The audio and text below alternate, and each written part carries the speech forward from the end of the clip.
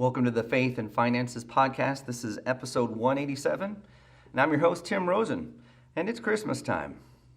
With that, I hope that you have a wonderful time celebrating Christmas, just to have a peaceable time of joy and celebration with friends and family, and enjoy the cantata at church and perhaps some visiting. But we're also going to focus this morning. I say this morning, but you could be watching it evening, that's fine. That there are, of course, many emotions that we can feel at this time. And we're going to look at guarding our hearts and how to guard our hearts at Christmas time. And you could be asking, well, what do you mean guard your heart? It's a joyous time. It's a time of celebration. Absolutely.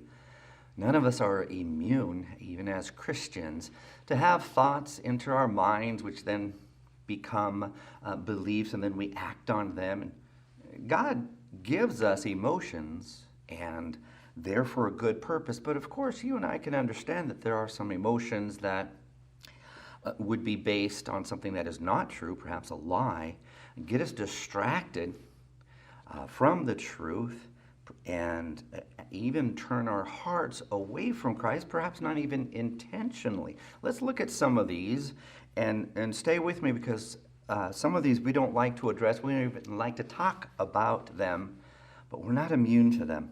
Now, of course, at this time, some people may be sad with the loss of a loved one. This is going to be a Christmas without my dad, but I do encourage myself in just imagining him face to face with Christ. I mean, he is in a much better place, and Paul even wrote for me to live is Christ and to die is to gain. And I encourage myself by thinking, what would my dad be doing right now? And if he could tell me anything, he'd probably say, Tim, it's so much greater than you can even imagine. And that encourages my heart. And there are those that would be sad. If you know someone that you know and love, pray for them, that God's peace would rule their hearts. There's loneliness, of course. There's nostalgia. Now, what's wrong with nostalgia? Well, in and of itself, probably nothing. It's what makes, probably the main thing that makes Cracker Barrel successful is nostalgia. You're surrounded by antiques. You go and you pay for your bill, and you're surrounded by nostalgic toys and candies. And, we think back to Christmases past. If we think back with thankfulness, but the kids are grown up. Well, thank God for the blessing of having the kids and being able to have that time with them and raise them. But what happens with nostalgia when it becomes an unhealthy emotion, or an emotion that would actually derail us from the will of God or from walking with the Lord, is it becomes a thought first, the thought that it was better back then. The old days were better.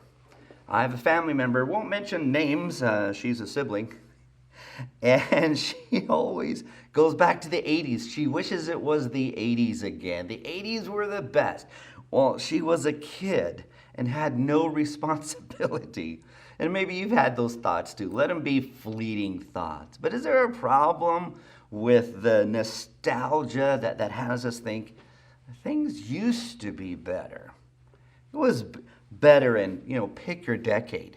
I don't certainly want to go back to the 20s, 30s, 40s. We've got modern medicine. I don't want to go back, but some people do. They hold on to the past. Now, Solomon warned us, and look, warnings are good. Okay, if someone loves you and they're warning you, they love you. Okay. So in Ecclesiastes, Solomon's looking back on the mistakes he's made, the sins that he has committed, the lives he's ruined, and he's teaching us again, like, don't do this. Look, I did this. This is wrong. Ecclesiastes 7:10, say not thou, what is the cause that the former days were better than these? In today's vernacular is, why is it that, today is hard. Today is so trying, and there's so many challenges and tribulation. They're speaking against Jews now and transgender this, and Yes, the world has always been wicked. But he concludes by saying, "For thou dost not inquire wisely concerning this." It's not wise to look back and say, "It was better. I don't like today." And if it's a fleeting thought, it's a fleeting thought. But we ought to bring that thought in captivity, cast it down, acknowledge it to the Lord, and have gratitude for today. That's what God calls us to.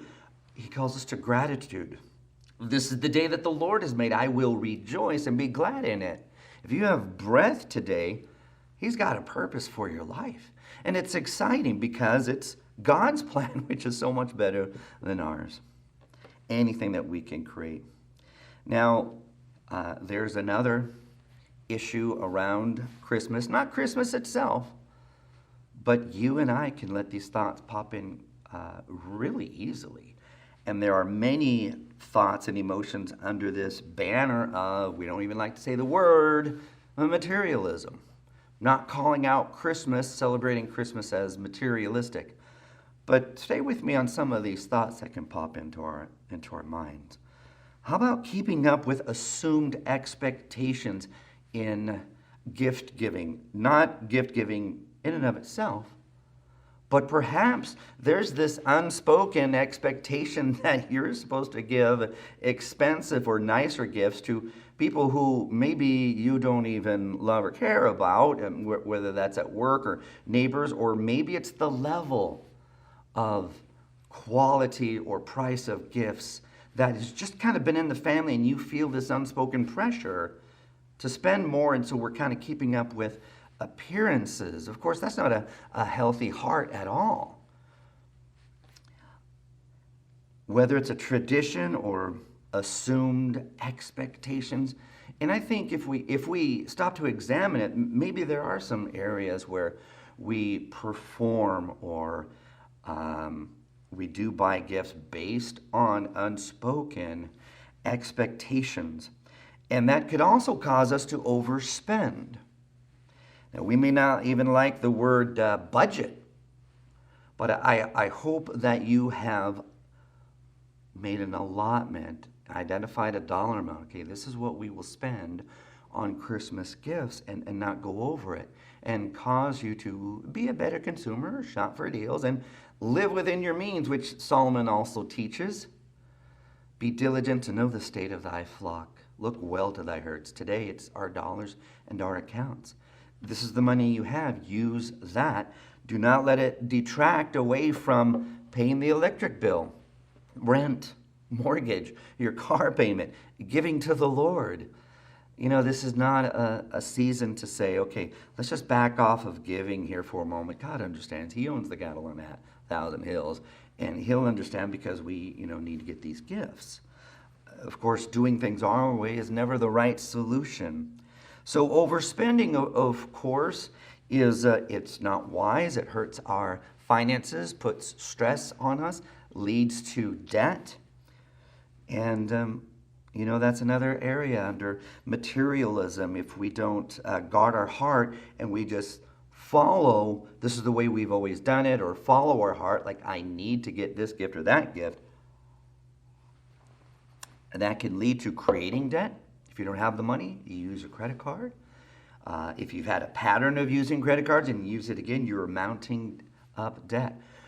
What's wrong with consumer debt? Well, it certainly puts pressure on a family's finances where you should not have that pressure. You now have an obligation paying for something you don't have anymore, rather than having the freedom of being free from that debt.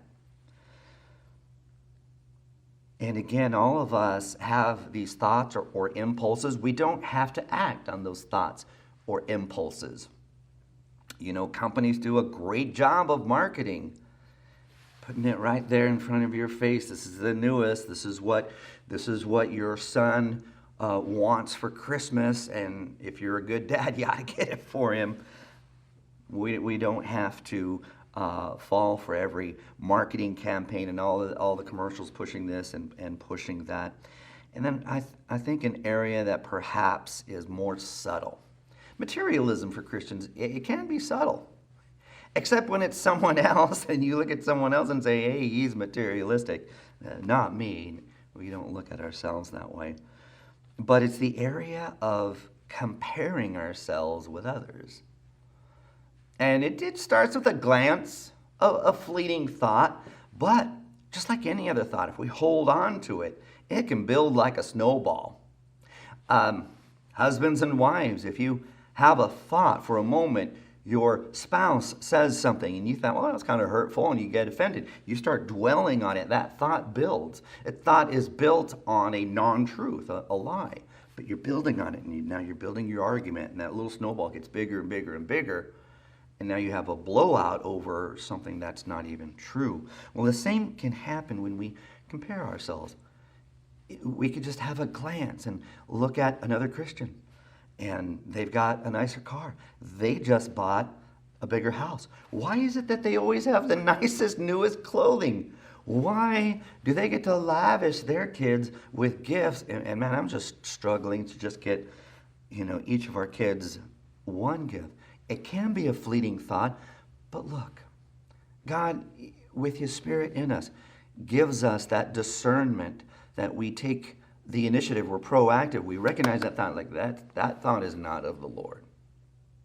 If we carry on that thought, then we're going to keep it in our hearts, aren't we? And then it's going to build, and then it's going to grow, and then we can act on that.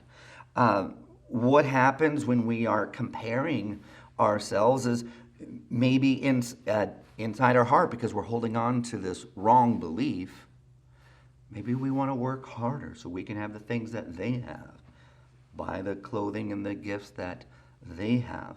So we take on another job, we take on more hours, we get a side hustle for what? For more, to keep up with them. And in so doing, have less time with your family, which is precious and scarce, less quality time. You're called to lead your family and to minister to your family. You're going to take extra time away from your family so we can have more. Okay, so right, that's a problem in our heart. What it is it becomes, we become discontent. If we look and we compare with ourselves, others with ourselves, and think, I don't have enough, but I'm working hard. I've been serving the Lord more. I'm behind the scenes and I don't get seen. And this guy gets seen all the time and he's got great things. Okay, let's pause. It's best, as soon as you have that thought, to acknowledge it to God. Say, God, I confess I'm comparing right now. Is it one of the 10 commandments? Well, it could be, it could be covetousness. But it is my heart, and I confess that what I ought to have is gratitude. I'm letting discontentment sneak its way into my heart with just a fleeting thought, a glance. But if we don't catch that thought and acknowledge it to the Lord, cast it down, casting down your imaginations and every high thing that exalts itself above God, above the knowledge of God, and then let that peace replace that discontentment that wants to creep into our heart. Because what happens when we're discontent? Well, it's the absence of gratitude. We're no longer grateful for this breath, for this day, for our family. You think, well, Tim, that's kind of taking it a little bit far. That's where discontentment takes you. That's where a lack of gratitude, unthankfulness takes you. Now the focus is on yourself or myself. And Paul teaches in Philippians, as we're also taught in Philippians 2 to have the mind of Christ, we're also taught, look not on your own things. So I'm thinking about me. I'm thinking about what's best for me. I'm comparing that, I'm not where I want to be or where I should be or what I deserve compared to him. And Paul calls that foolish in 2 Corinthians 10:12. Comparing ourselves among ourselves or with ourselves is foolish. But we have to be diligent. And that's why we're focusing here on guarding our hearts. You have the thoughts. You have the glances, whatever that may be in your circle and in your world. The thoughts can come. You don't need to let them find a place in your heart where you start building a belief off of a lie. This is being diligent and vigilant to guard our hearts. And then you can also look at those who have less and feel better about yourself. This is also a wrong heart attitude, isn't it? Again, it's comparing. And if you have that thought, acknowledge it right away. Confess it. And change that thought into, as the Bible would say, bowels of compassion, having a heart of compassion. If you see those who have less, turn your thoughts and your focuses from ourselves to them. And ask the Lord how you could perhaps, even anonymously, be a blessing to them, those who perhaps or seemingly have less.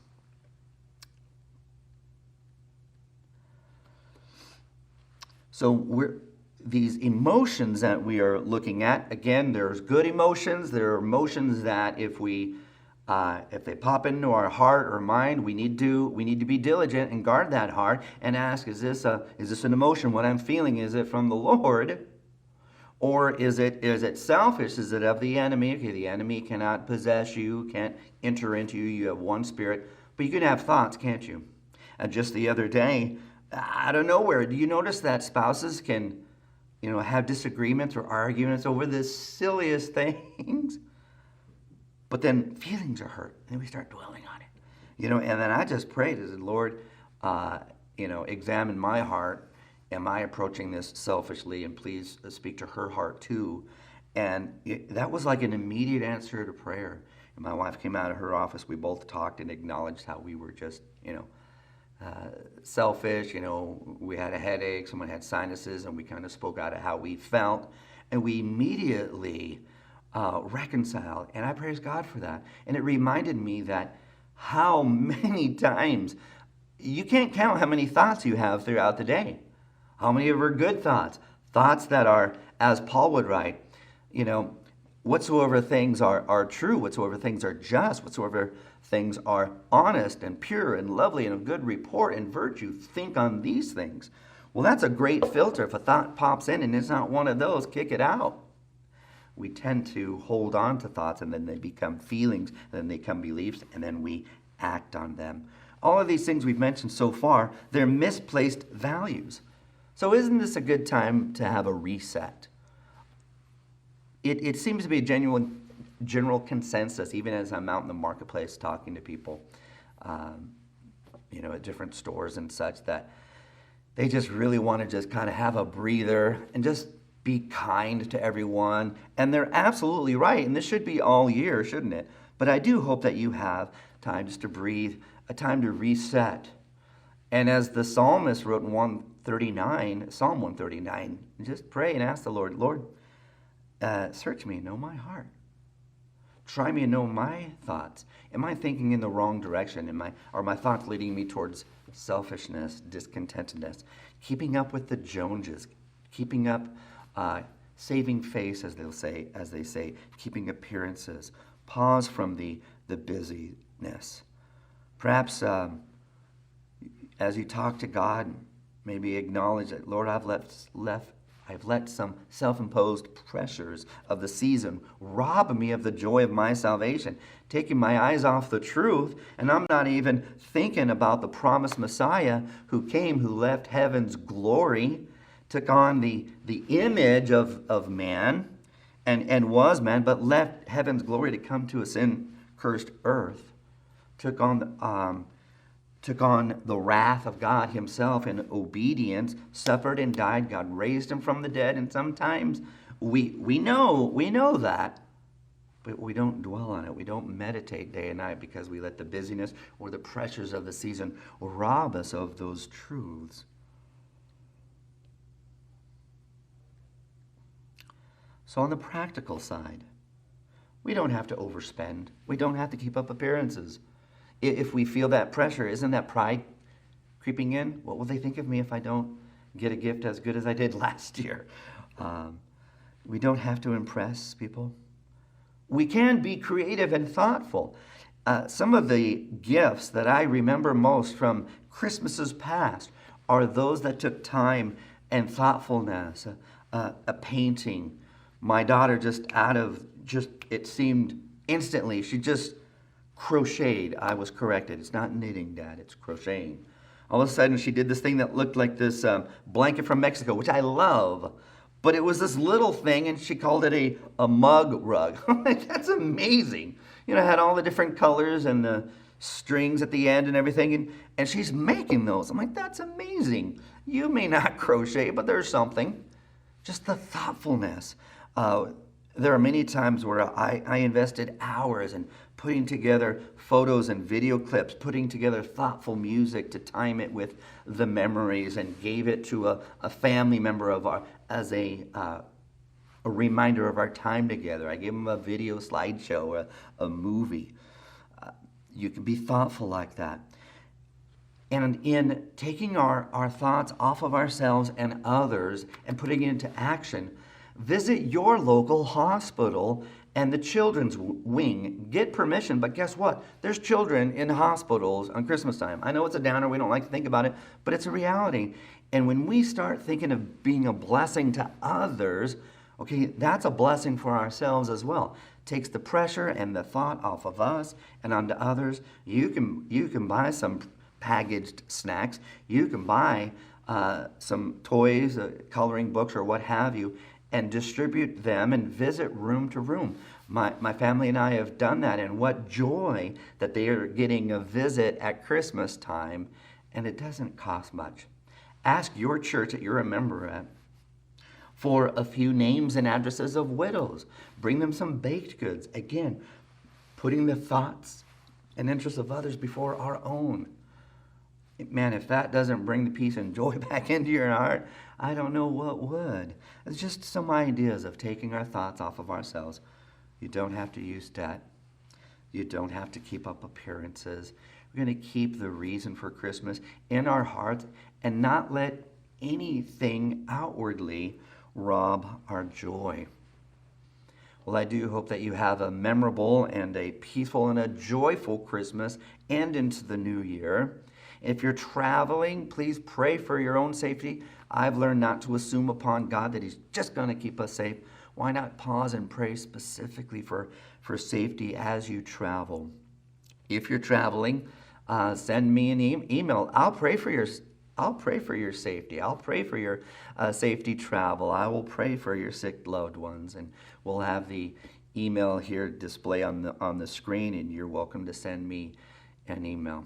Well, I hope you have a wonderful Merry Christmas. God bless you, and we'll see you next time.